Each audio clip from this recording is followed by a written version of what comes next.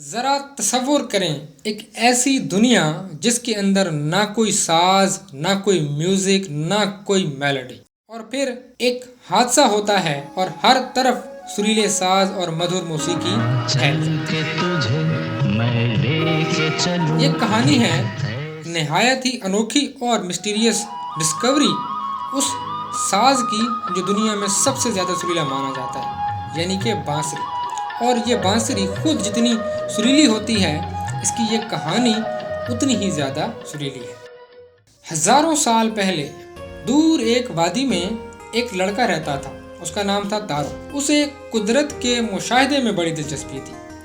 وہ ہواؤں کی سنسناہٹ کو، پرندوں کے چہچہانے کو، جنگلوں کو، دریاؤں کو بڑے غور سے دیکھتا تھا، مشاہدہ کرتا تھا اور چیزوں کو سمجھنے کی کوشش کرتا تھا۔ یہ پتھر کا زمانہ تھا، انسان غاروں میں رہتا تھا اور جانوروں کا شکار کرتا تھا۔ تو ایک دن تارو دریا کے کنارے جا رہا ہوتا ہے کہ اسے ایک ہڈی ملتی ہے، اور اس ہڈی کو جب وہ دیکھتا ہے تو اس کے اوپر 4-5 سوراخ ہوتے ہیں۔ اسے بڑی حیرت ہوتی ہے کہ یہ بڑی انوکھی قسم کی ہڈی ہے، کیونکہ پہلے اس نے کبھی ایسی ہڈی نہیں دیکھی تھی، اور وہ اس کو دیکھ بھال کے سمجھنے کی کوشش کرتا ہے کہ یہ کیا چیز ہے۔ پھر اس کے ذہن میں ایک خیال آتا ہے اور اس ہڈی کے اندر وہ ایک پھونک مارتا ہے، اور جب پھونک مارتا ہے تو ایک سیٹی کی آواز پیدا ہوتی ہے۔ اسے بڑی حیرت ہوتی ہے اور خوشی بھی ہوتی ہے، اور پھر وہ دوبارہ سے اپنے تجسس میں آ کے دوبارہ سے مارتا ہے پھونک، اور دوبارہ سے سیٹی کی آواز پیدا ہوتی ہے۔ تو وہ بالکل حیرت کے مارے بالکل پاگل سا ہو جاتا ہے۔ وہ ہڈی اٹھا کے اپنے والدین کے پاس چلا جاتا ہے۔ اس کے والدین بھی جب یہ ہڈی دیکھتے ہیں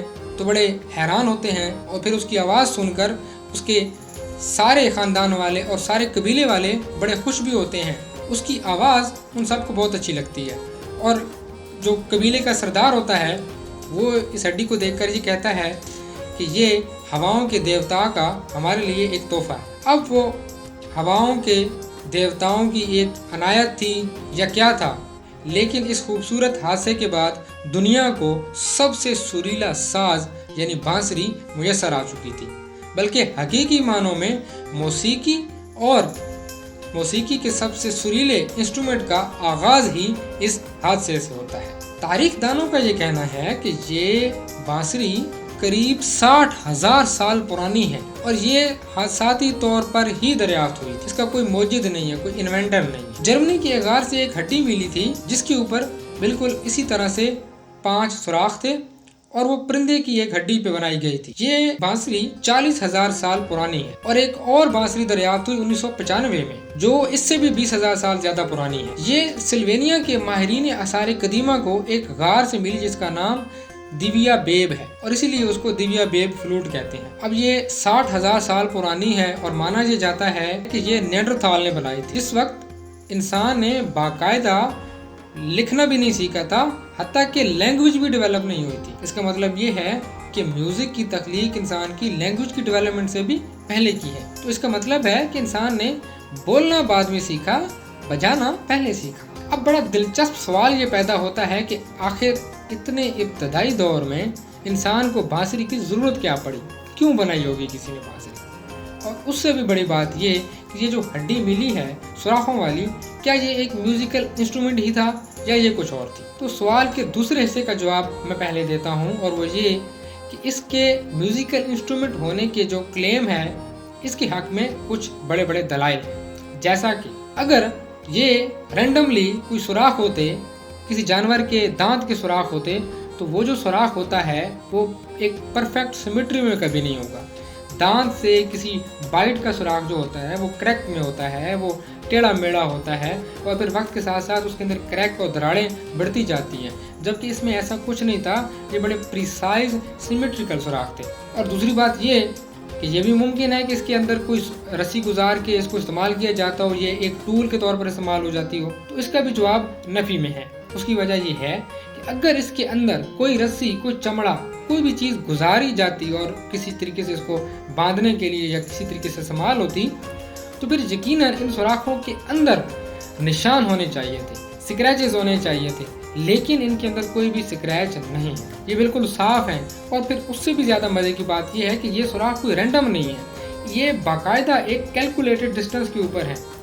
اور پھر اس سے بھی آگے سائنسدانوں نے بالکل اس ہڈی کے जैसा एक 3D मॉडल तैयार किया और फिर उसको जब प्ले किया तो उसके अंदर भी बिल्कुल शानदार म्यूजिकल नोट्स प्ले हो। और इस हड्डी को भी बतौर ख़ास प्ले करके चेक किया गया तो ये बड़ी शानदार म्यूजिकल नोट पैदा करती है, यानी इसके अंदर तरतीब भी है और इसके अंदर मौसीकी भी है। तो ये एक म्यूजिकल इंस्ट्रूमेंट ही है। और अगर हम ये मान लें कि ये म्यूजिकल इंस्ट्रूमेंट है तो फिर अगला सवाल, इंसान ने इतने इब्तदाई दौर में ये बांसुरी बनाई क्यों? तो इसके लिए बड़ी दिलचस्प थ्योरियाँ हैं। सबसे पहली थ्योरी ये है कि इंसान जंगलों में रहता था उस वक्त और गारों में रहता था, शिकार करता था। तो ये एक प्रैक्टिस है कि जब आप किसी जानदार को, ख़ास तौर पर परिंदों को बुलाना चाहते हैं तो उन्हीं जी जैसी आवाज़ निकालते हैं, जैसा कि आज के दौर में भी स्टेल कॉल के ज़रिए मुर्गाबियों का शिकार किया जाता है। इंसान ने ये बांसुरी का इस्तेमाल किया होगा परिंदों जैसी आवाज़ निकालने के लिए।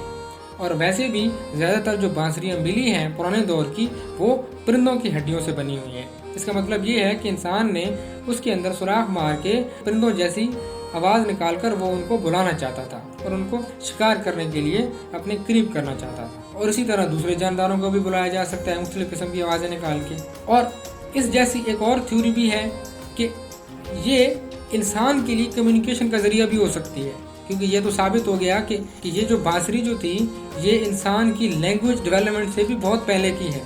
तो फिर इंसान एक दूसरे को अगर बुलाना चाहेगा, किसी खतरे के अंदर किसी को कोई सिग्नल देना चाहेगा, तो उसके लिए वो इसकी आवाज़ को बतौर सिग्नल इस्तेमाल करते होंगे।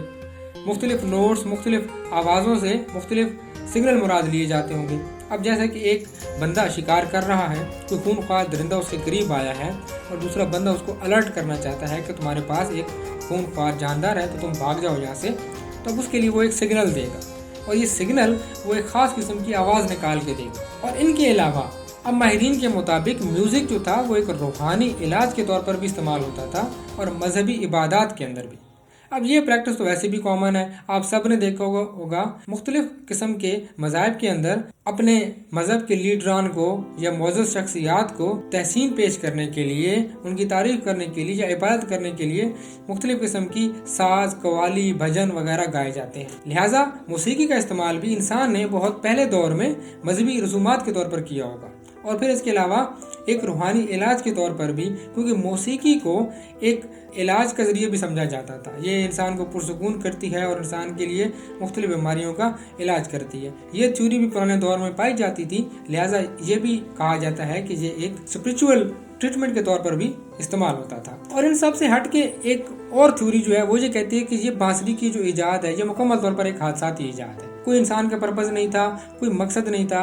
अब एक बांस नुमा लकड़ी जिस तरह होती है, लंबी पाइप नुमा लकड़ी, वो इस्तेमाल में तो होती थी, उसके अंदर हवा चलती थी तो आवाज़ पैदा होती होगी। तो इंसान ने इसको सुनकर उसे ये आवाज़ अच्छी लगी तो उसने इसको बाकायदा अपने पास खुद बना के इस्तेमाल करना शुरू कर दिया। तो यानी उसने कुदरत के किसी फिनोमेना को सुनकर, आवाज़ को सुनकर सिर्फ बांसुरी उसने समझ ली।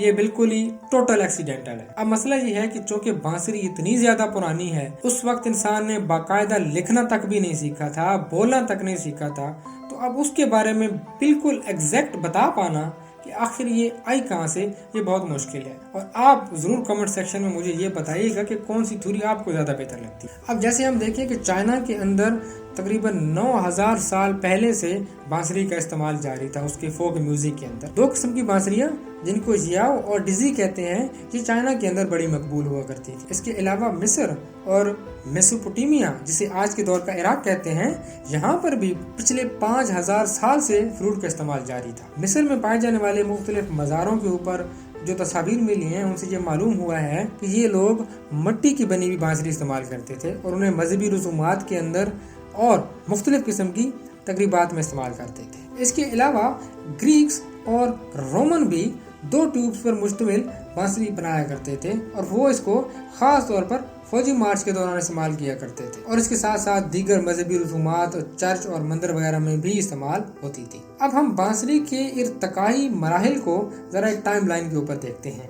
मेडिवल पीरियड के अंदर यानी 5वीं से 15वीं सदी तक तकरीबन ये यूरोप के लोग हड्डी से बनी हुई बांसुरियाँ इस्तेमाल करते थे। इसको एंड ब्लोन फ्लूट कहते हैं, यानी इसकी एक साइड पे फूंक मारी जाती थी और फिर सामने इसके सुराख होते थे और वहां से आवाज पैदा होती थी। इसकी सबसे बेहतरीन मिसाल कीना फ्लूट है। अब यहाँ ये बतौर म्यूजिकल इंस्ट्रूमेंट मार्च के अंदर भी इस्तेमाल होती थी, मुख्तलिफ किस्म की तकरीबात और मजहबी रसूमात के अंदर भी इसको इस्तेमाल किया जाता था। हाँ, इसकी ये ज़रूर है कि इसकी टोनल रेंज कम होती थी, यानी इसमें नोट्स की जो तादाद है, जो म्यूज़िक की वैरायटी है, वो बहुत कम होती थी। जैसे कि अब आजकल हमारे पास मॉडर्न कीबोर्ड के अंदर बहुत सारे स्केल्स प्ले होते हैं, बहुत सारे किस्म का म्यूज़िक पैदा होता है, तो इसके अंदर इतनी वैरायटी नहीं पैदा हो पाती थी, बल्कि स्पेसिफिक ही 2-4 किस्म का म्यूज़िक, और वही सबसे ज़्यादा इन इलाकों में इस्तेमाल हुआ करता था।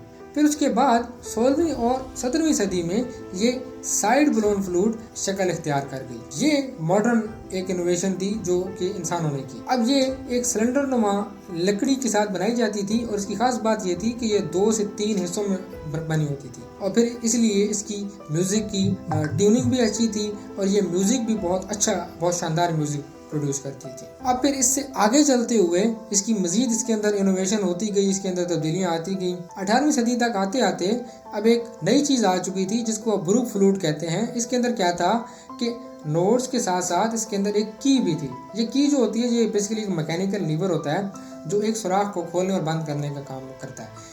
इसका फ़ायदा ये होता है कि डी शार्प और ई फ्लैट की नोट्स जो हैं इसमें बड़ी आसानी से प्ले की जा सकती है, जिनको आमतौर पर उंगली से प्ले करना थोड़ा मुश्किल होता है। अब इस दौर तक आते आते बांसुरी बतौर इंस्ट्रूमेंट काफ़ी ज़्यादा इस्तेमाल होने लगी थी, इम्पोर्टेंट म्यूजिकल इंस्ट्रूमेंट बन चुका था और बांसुरी के लिए बाकायदा म्यूजिक भी कंपोज होने लगा था। और उस दौर के मशहूर कंपोजर का अगर मैं नाम लूँ तो उनमें से एक सेबेस्टियन बैच और दूसरा जॉर्ज फ्रेडरिक हैंडल का है।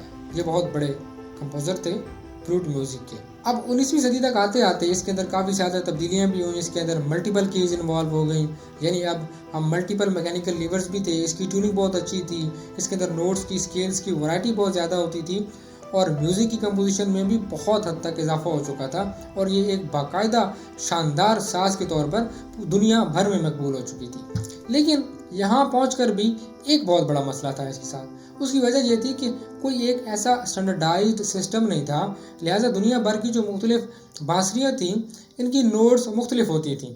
इनके अंदर कोई हम आहंगी नहीं पैदा होती थी, कोई नोट्स एक दूसरे से मैच नहीं करती थी। सेम स्केल के लिए 2 बांसुरियों पे प्ले करेंगे तो सेम टोन पैदा नहीं होगी। वजह क्या होगी? क्योंकि उनकी जो टेक्निकल उसकी जो सेटिंग है वो इतनी अच्छी नहीं थी, क्योंकि उसके लिए इसको कोई स्टैंडर्ड ही नहीं था, कोई सिस्टम ही नहीं था जिसके ऊपर ट्यून किया जाए।